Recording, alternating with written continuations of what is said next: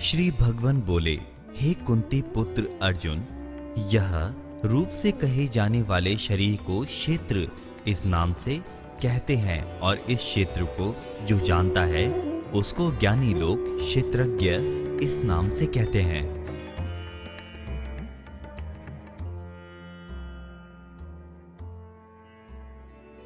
पांच ज्ञानेंद्रियां, पांच कर्मेंद्रियां, पांच प्राण, मन और बुद्धि से बना हुआ ये सूक्ष्म शरीर कहलाता है। अज्ञान को कारण शरीर कहते हैं। मनुष्य को बुद्धि से परे का ज्ञान नहीं होता है, इसलिए इसे अज्ञान कहते हैं। और स्थूल शरीर किसको कहते हैं? हाथ, पैर, मुंह, आंख, नाक, कान, इनसे बना हुआ जो स्थूल अवयवों से बना हुआ जो शरीर है वो स्थूल शरीर कहलाता है। जागृत अवस्था में स्थूल शरीर की प्रधानता रहती है, स्वप्नावस्था में सूक्ष्म शरीर की और सुषुप्ति में कारण शरीर की प्रधानता होती है। और उस समय स्थूल तथा सूक्ष्म शरीर का ज्ञान नहीं होता। जागृत और स्वप्न अवस्था में तो सुख दुख का अनुभव होता है, सुषुप्ति में दुख का अनुभव नहीं होता पर सुख रहता है, इसलिए कारण शरीर को आनंदमय कोश कहते हैं। शरीर का प्रतिक्षण नाश होता रहता है, क्षेत्र से यही तात्पर्य है। ये इतनी जल्दी बदलता है कि इसको दोबारा हम देख ही नहीं सकते, क्योंकि दोबारा दृष्टि पड़ने तक तो ये बदल जाता है। मनुष्य मात्र को इसे अपने से भिन्न मानना चाहिए, तभी उसका कल्याण हो सकता है। कल्याण का अवसर कृष्ण ने हमें केवल मनुष्य शरीर में दिया है। क्षेत्र के अंतर्गत अनंत ब्रह्मांड में जितने भी शरीर हैं उनमें जीव क्षेत्रज्ञ है और जगत क्षेत्र है। साधक को जानना चाहिए कि मैं क्षेत्र नहीं हूँ, प्रत्युत क्षेत्र को जानने वाला क्षेत्रज्ञ हूँ।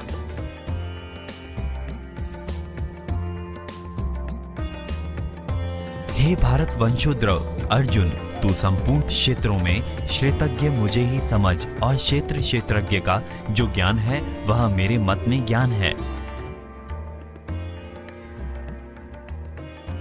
भगवान यहाँ कह रहे हैं कि क्षेत्र की संपूर्ण संसार के साथ एकता है और क्षेत्रज्ञ की मेरे साथ एकता है। ऐसा जो क्षेत्र क्षेत्रज्ञ का ज्ञान है वही मेरे मत में यथार्थ ज्ञान है।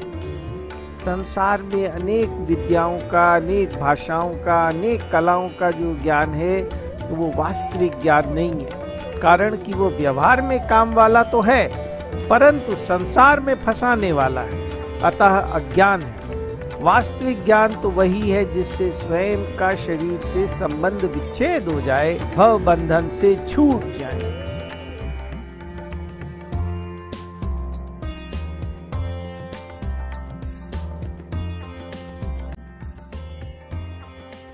वह क्षेत्र जो है और जैसा है तथा जिन विकारों वाला है और जिससे जो पैदा हुआ है, तथा वह क्षेत्रज्ञ भी जो है जिस प्रभाव वाला है, वह संक्षेप में मुझ में सुन। यद्यपि इस अध्याय के आरंभ में पहले 2 श्लोकों में क्षेत्र क्षेत्रज्ञ का सूत्र रूप से वर्णन हो चुका है, जिसको कृष्ण ने ज्ञान कहा है, तथापि क्षेत्र क्षेत्रज्ञ के विभाग का स्पष्ट रूप से विवेचन वे अब आरंभ कर रहे हैं।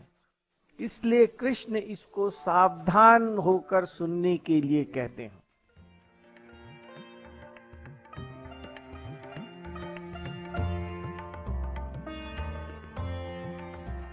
मूल प्रकृति और समष्टि बुद्धि, महतत्व, समष्टि अहंकार, 5 महाभूत और 10 इंद्रियां, 1 मन तथा 5 इंद्रियों के 5 विषय, यही 24 तत्वों वाला क्षेत्र है। उपरोक्त 24 तत्वों के समुदाय का नाम क्षेत्र है। इसी का तुच्छ अंश ये सशरीर है।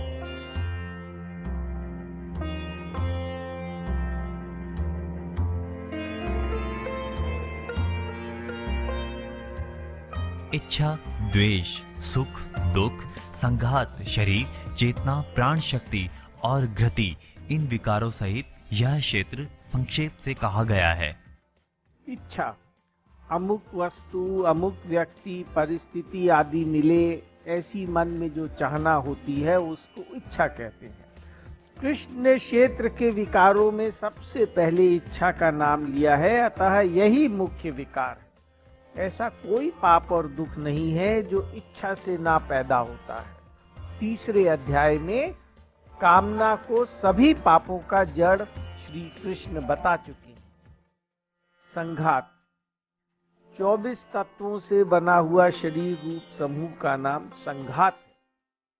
चेतना, चेतना नाम प्राण शक्ति का है, अर्थात शरीर में जो प्राण चल रहे हैं उसका नाम चेतना है। ये प्राण शक्ति निरंतर नष्ट होती रहती है, अतः ये भी विकार रूप है। धृति, ये धारण शक्ति का नाम है। मनुष्य कभी धैर्य को धारण करता है, कभी छोड़ देता है, कभी अच्छी बात धारण करता है, कभी विपरीत बात धारण करता है, अतः धृति भी विकार है। क्षेत्रज्ञ जब अविवेक से क्षेत्र के साथ अपना संबंध मान लेता है, तब इच्छा, द्वेष आदि विकार पैदा होते हैं। ये विकार मिटाए जा सकते हैं, क्योंकि क्षेत्रज्ञ का क्षेत्र के साथ संयोग केवल माना हुआ है, वास्तविक नहीं। शरीर के साथ संबंध मान लेने से इच्छा, द्वेष आदि विकार पैदा हो जाते हैं। इसलिए इस तादात्म्य को मिटाने के लिए कृष्ण 20 साधनों का ज्ञान के नाम से वर्णन करते हैं।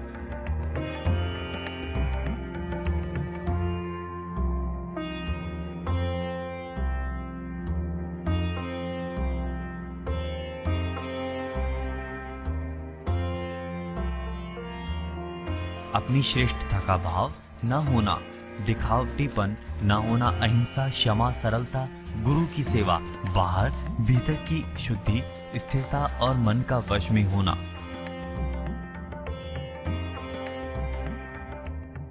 अमानित्वम, अपने में श्रेष्ठता का भाव न होना अमानित्वम है। वर्ण, आश्रम, योग्यता, विद्या, पद आदि को लेकर अपने में श्रेष्ठता का भाव होता है कि मैं आदरणीय हूँ, परंतु ये शरीर के साथ संबंध मानने से होता है। साधक को चाहिए कि अपने से साधन में जो अधिक बड़े हैं उनका संग करे, इससे ये मानीपन दूर हो जाता है। अतः साधक को दूसरों की विशेषता की तरफ दृष्टि रखनी चाहिए। हाँ, दूसरे को मान देते समय साधक का उद्देश्य अपने में मानीपन मिटाना होना चाहिए, न कि बदले में दूसरों से मान पाने का। दंभ नाम है दिखावटीपन का। अपने में गुण ना होने पर गुण दिखाना, अपने में गुण कम हो और बाहर से ज्यादा दिखाएं, ये भी दंभ है। इसी प्रकार सदाचार, पवित्रता होते हुए भी हम लोगों के मजाक के पात्र न बन जाएं, ऐसा सोचकर अपनी पवित्रता छोड़कर दूसरे की तरह का भाव दिखाना भी दंभ है। साधक को अपना उद्देश्य एकमात्र कृष्ण प्राप्ति का रखना चाहिए। फिर लोग उसके बारे में क्या सोचते हैं इसकी परवाह ना करके अपनी साधन में लगा रहे। ऐसी सावधानी रखने से दंभ मिट जाएगा। अहिंसा, मन, वाणी, शरीर से किसी को भी किंचन मात्र भी दुख न देने का नाम अहिंसा है। साधक को सबके सुख में अपना सुख, सबके हित में अपना हित मानना चाहिए। ऐसा विवेक जागृत होने पर किसी को भी दुख देने की क्रिया नहीं होगी और अहिंसा भाव स्वतः आ जाएगा। शांति नाम सहनशीलता अर्थात क्षमा का है। सामर्थ्य होते हुए भी अपराधी को किंचन मात्र भी दंड न मिले, ऐसा भाव रखना ही शांति है। हमारे स्वरूप में कभी विकृति आ नहीं सकती, अतः यदि ये विचार आ जाए कि अमुक ने हमें दुख दिया है, तो इसको याद करके कि हमारा बिगाड़ हो ही नहीं सकता, उसे क्षमा करना आसान हो जाता है। आर्जवम, सरल सीधेपन के भाव को आर्जव कहते हैं। ये सरलता शरीर, मन और वाणी में होना चाहिए। शरीर की सजावट ना होना, रहन सहन में सादगी, ऐंठ अकड़ ना होना, ये शरीर की सरलता है। निष्कपटता, सौम्यता, दया आदि का भाव मन की सरलता है। व्यंग, निंदा, चुगली आदि ना करना, चुभने वाले वचन ना बोलना, ये वाणी की सरलता है। आचार्य उपासनम, गुरु की सेवा। यहाँ आचार्य जीवन मुक्त महापुरुष का ही वाचक है। आचार्य को दंडवत प्रणाम करना, उनका आदर सत्कार करना भी उनकी उपासना है, किंतु वास्तव में उनके सिद्धांतों और भावों के अनुसार जीवन बनाना ही उनकी सच्ची उपासना है। शौचम, बाहर भीतर की शुद्धि का नाम शौच है। जल, मिट्टी आदि से शरीर की शुद्धि होती है और दया, क्षमा, उदारता आदि से अंतःकरण की शुद्धि होती है। वर्ण आश्रम के अनुसार सच्चाई के साथ धन का उपार्जन करना, झूठ कपट का सहारा न लेना, पराया हक न आने देना, खान पान में पवित्र चीजें काम में लेना आदि से नाम स्थिरता का विचलित न होने का है। सांसारिक भोग और संग्रह में आसक्त पुरुषों की बुद्धि एक निश्चय वाली नहीं होती। 2.44। अतः भोग और संग्रह की आसक्ति का त्याग अत्यंत आवश्यक। छोटे से छोटे संकल्प की भी हिंसा न करने से, अर्थात उस पर दृढ़ रहने से स्थिर रहने का स्वभाव बन जाएगा। साधक का संतों और शास्त्रों के वचनों पर जितना अधिक विश्वास होगा, उतनी ही स्थिरता आएगी। आत्मविनिग्रह, मन को वश में करने का नाम आत्मविनिग्रह है। अभ्यास, अभ्यास से अर्थात मन को बार बार ध्येय में लगाने से और वैराग्य से अर्थात वस्तु या व्यक्ति को महत्व न देने से मन वश में हो जाता है।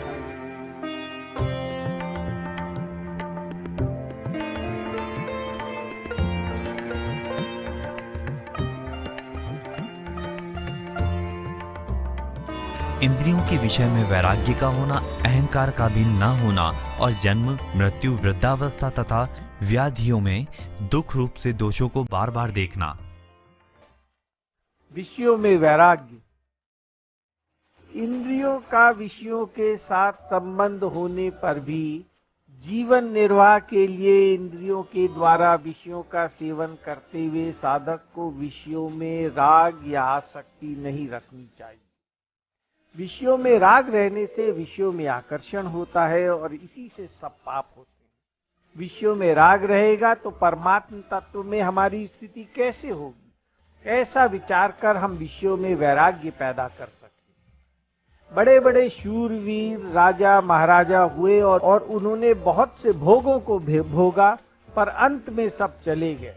किस प्रकार विचार करने से वैराग्य हो जाता है? अनहंकार, मैं हूं, इस प्रकार की वृत्ति प्रत्येक मनुष्य में होती है। यही वृत्ति शरीर के साथ मिलकर मैं शरीर हूं, इस प्रकार का अहंकार पैदा कर देती है। इसी के कारण शरीर, नाम, क्रिया, भाव, पदार्थ, ज्ञान, देश, काल आदि के साथ जीव संबंध मानता रहता है और ऊंच नीच योनियों में जन्मता मरता रहता है। इसी अध्याय का 21वां श्लोक। ये अहंकार साधक में बहुत दूर तक रहता है। मनुष्य अहंकार रहित हो सकता है, इसीलिए कृष्ण यहाँ अहंकार को त्यागने के लिए कह रहे हैं। अभिमान और अहंकार का भाव अलग अलग है। सांसारिक पदार्थों के संबंध में अभिमान पैदा होता है, ऐसे ही त्याग, वैराग्य आदि गुण अपने में दिखने से अभिमान होता है। शरीर को अपना स्वरूप मानने से अहंकार पैदा होता है। जन्म, मृत्यु, जरा और व्याधि आदि दोषों को बार बार देखना। इसका तात्पर्य है कि गर्भाशय में बच्चे को अनेकों कष्ट झेलने पड़ते हैं। उधर से बाहर आते समय बच्चे को असहनीय पीड़ा होती है। इस तरह जन्म के दुख रूप दोषों का बार बार विचार करना चाहिए। जन्मे हुए की मृत्यु निश्चित है। मृत्यु के समय जब प्राण निकलते हैं तब हजारों बिच्छू शरीर में मानो एक साथ डंक मार रहे हों, ऐसी पीड़ा होती है। जिस धन को उसने अपनी तिजोरी में बड़ी सावधानी से सहेजा, जिस मकान को सुंदर बनाने में उसने सारी जिंदगी लगा दी, उसके वियोग की पीड़ा का बखान करना ही मुश्किल है। वृद्धावस्था में अवयवों और शरीर की शक्ति क्षीण हो जाती है। हर तरह का भोजन पचता नहीं है। धन संपत्ति में अपना कोई योगदान न होने से घर वालों से निरादरी झेलना पड़ता है।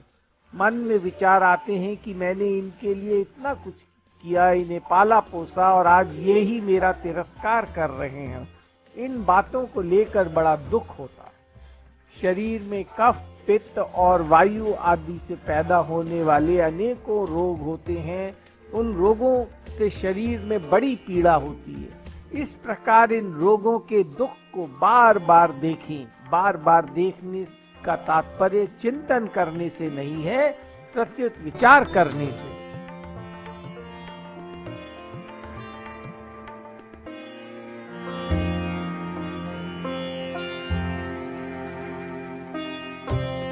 आसक्ति रहित होना, पुत्र, स्त्री, घर आदि में एकात्मता, घनिष्ठ संबंध न होना और अनुकूलता प्रतिकूलता की प्राप्ति में चित्त का नित सम रहना।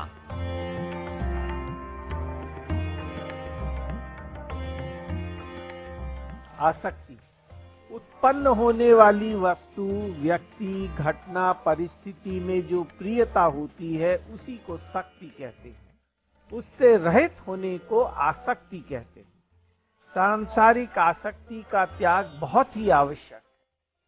उपाय: संयोग जन्य सुख भोगने वाले को परिणाम में दुख ही भोगना पड़ता है, ये नियम है।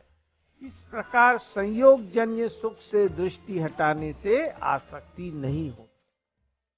पुत्र, स्त्री, घर आदि में एकात्मता का ना होना, ऐसा जो पुत्र, स्त्री, घर आदि से घनिष्ठ संबंध है वो माना हुआ है, गाढ़ मोह है, तादात्म्य है, जिसके कारण शरीर पर भी असर पड़ता है। जब पुत्र बीमार हो जाता है तो माता का शरीर भी कमजोर हो जाता है। ऐसे ही पुत्र, स्त्री के मर जाने पर मनुष्य कहता है कि हाय मैं मारा गया। उपाय: जिनसे घनिष्ठ संबंध दिखे, साधक उनकी सेवा करे, उनको सुख पहुंचाए, पर उनसे सुख लेने का उद्देश्य ना रखे। अगर उनकी प्रसन्नता के लिए उनसे सेवा लेनी पड़े तो उसमें राजी ना हो, अन्यथा एकात्मता हो जाए। तात्पर्य ये है कि किसी के साथ भी अपने को लिप्त ना करे। इस बात की बहुत सावधानी रखें। अनुकूलता प्रतिकूलता में चित्त का सदैव सम रहना। इष्ट होने में चित्त, अपनी इच्छा की पूर्ति में चित्त में राग, हर्ष, सुख आदि का विकार न हो, और अनिष्ट होने पर द्वेष, शोक, उद्वेग आदि का विकार न हो। उपाय: हर प्राप्त परिस्थिति का सदुपयोग करना है, ना कि दुरुपयोग। यदि अनुकूल सामग्री मिले तो उससे सुख न भोगें, वरन दूसरों की सेवा में लगाएं। ऐसे ही प्रतिकूल सामग्री संयोगजन्य सुख का त्याग करने के लिए, सांसारिक राग, आसक्ति और कामना से छुड़ाने के लिए मिली है। ऐसा दृढ़ता से मान लेने पर चित्त इष्ट और अनिष्ट में स्वतः सम रहेगा।